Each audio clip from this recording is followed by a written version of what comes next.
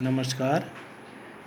अभी आपको बताना है अध्याय 21 घरेलू हिंसा से महिलाओं का संरक्षण अधिनियम 2005। इसमें आपको घरेलू हिंसा में आपको चैप्टर 1 और 2 बताया गया है।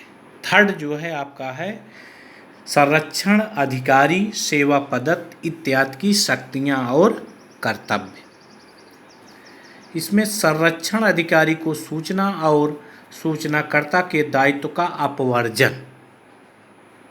कोई भी व्यक्ति जो या विश्वास करने का कारण रखता है, जो कोई भी व्यक्ति यह विश्वास रखता है, जानता है कि घरेलू हिंसा का कोई भी कृत्य कारित किया जा चुका है या कारित किए जाने की संभावना है, इस हेतु संरक्षण अधिकारी को सूचना दे सकेगा। पुलिस अधिकारी सेवा पदक और मजिस्ट्रेट का कर्तव्य। कोई भी पुलिस अधिकारी, संरक्षण अधिकारी, सेवा पदक या मजिस्ट्रेट जो घरेलू हिंसा की शिकायत प्राप्त कर चुका है या घरेलू हिंसा की घटना वाले स्थान पर हाजिर है या घरेलू हिंसा की घटना की उसे रिपोर्ट की गई है, व्यथित व्यक्ति को सूचित करेगा। का इस अधिनियम के अधीन संरक्षण आदेश, मौद्रिक अनुदेश के लिए आदेश, विश्वास निवास आदेश, प्रतिकर आदेश है सेवा पद्धति की सेवाओं की उपलब्धता। इसमें दिया गया है कि कोई भी पुलिस अधिकारी या संरक्षण अधिकारी जो पीड़ित है सूचना पाने के बाद उसको जो है संरक्षण या सेवा पद्धति सेवाओं की उपलब्धता, जो उनको सुविधा है उसको उपलब्ध कराएगा। संरक्षण अधिकारी की सेवाओं की उपलब्धता। विधिक सेवा प्राधिकरण अधिनियम 1987 की धारा 39 के अधीन निःशुल्क विधिक सेवाओं के अधिकार। जो महिलाएं गरीब हैं उनको जो है निःशुल्क विधिक सेवा के अंतर्गत यह अधिनियम जो बना है विधिक सेवा प्राधिकरण 1987 की धारा 39 में है कि जो गरीब हैं या विधिक सहायता लेने में वकीलों को हायर नहीं कर सकती है, संरक्षण अधिकारी उनको उपलब्ध कराएगा। अगला है भारतीय दंड संहिता 1860 की धारा 498 का के अधीन शिकायत दाखिल करने का अधिकार। इसमें जो आईपीसी है भारतीय दंड संहिता की धारा 498 दहेज के अधीन शिकायत करने या दाखिल करने का भी अधिकार होगा। इस अधिकार के साथ साथ 498 के अधीन भी मुकदमा हो सकता है। अगला है संरक्षण गृह के कर्तव्य। संरक्षण गृह क्या है? यदि कोई व्यक्ति या व्यथित व्यक्ति या उसकी ओर से कोई संरक्षण या सेवा प्रदत्त किसी संरक्षण गृह के प्रभावी अधिकारी से उसे आश्रय प्रदान करने की प्रार्थना करता है तो संरक्षण गृह का प्रभारी व्यक्ति संरक्षण गृह में व्यथित व्यक्ति को आश्रय प्रदान करेगा। इसमें जो संरक्षण अधिकारी होगा, मान लीजिए घरेलू हिंसा से पीड़ित कोई भी महिला या व्यक्ति घर उसके नहीं है, वो आश्रय प्रदान करने के लिए उससे अनुरोध करती है तो संरक्षण अधिकारी उसको गृह में जो है आश्रय जो है या रहने की व्यवस्था करेगा। 7वां है चिकित्सीय सुविधाओं का कर्तव्य। अब बीमार है, यदि कोई व्यक्ति या उसकी ओर से संरक्षण अधिकारी या सेवा पदक चिकित्सक की सुविधा का प्रभारी व्यक्ति से कोई चिकित्सीय मदद की प्रार्थना करता है तो संरक्षण अधिकारी उसे चिकित्सीय सुविधा प्रदान करेगा। यदि घरेलू हिंसा से पीड़ित महिला संरक्षण अधिकारी से बीमार है या चोट है या घायल है, उससे प्रार्थना करती है कि मुझसे, तब वह चिकित्सीय सुविधा नज़दीकी अस्पताल में या जो उससे संरक्षण अधिकारी के अंदर जो नियमित होगा या उपलब्ध होगा उसे कराएगा। अगला है संरक्षण अधिकारी की नियुक्ति। संरक्षण अधिकारी की नियुक्ति राज्य सरकार अधिसूचना द्वारा प्रत्येक जिले में ऐसी संख्या में संरक्षण अधिकारी नियुक्त करेगी यथा वह आवश्यक समझे और क्षेत्र या क्षेत्रों को भी अधिसूचित करेगी। इसमें है राज्य सरकार जो है संरक्षण अधिकारी की नियुक्ति करता है।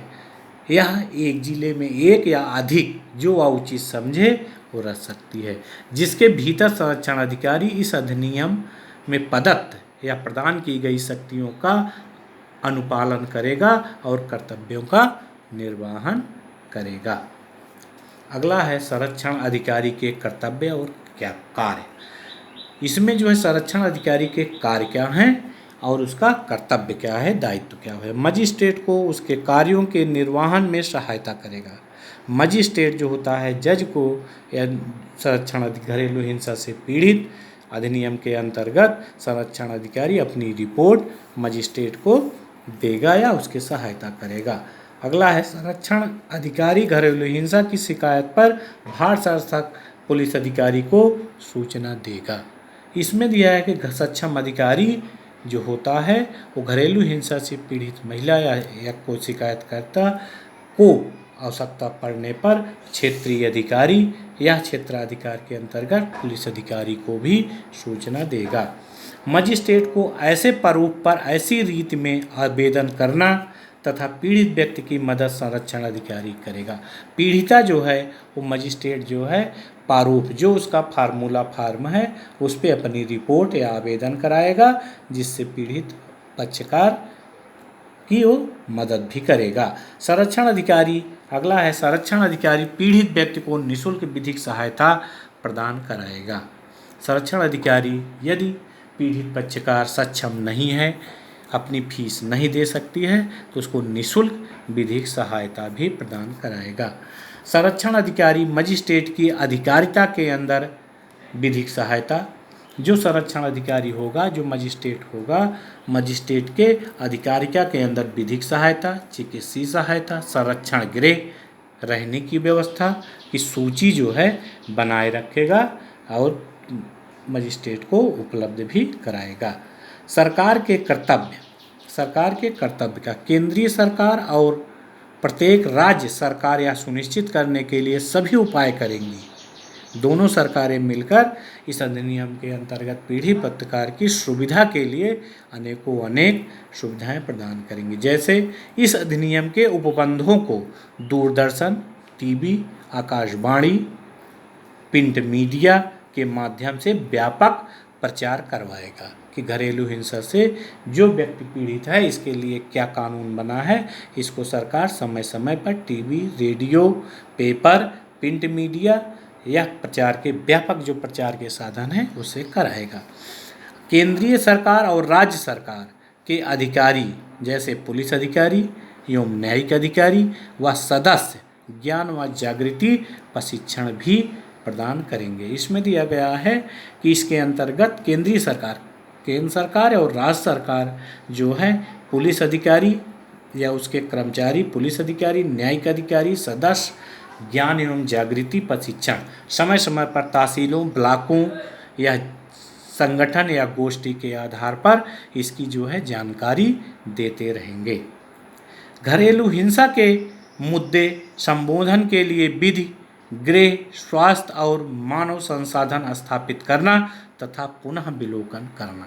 इसमें दिया घरेलू हिंसा के जो मुद्दे हैं इस संबंध में विधि, गृह और स्वास्थ्य या मानव संसाधन स्थापित करना ये राज्य सरकार का अधिकार है तथा पुनः विलोकन समय समय पर उन कानूनों के संरक्षण करना और व्याख्या करते रहना, जिससे घरेलू हिंसा से पीड़ित पक्षकारों को सुविधा मिल सके। ये समाप्त हुआ। अगला चैप्टर इसमें है चौथा, अनुतोषों के आधार को अभिप्राप्त करने की प्रक्रिया।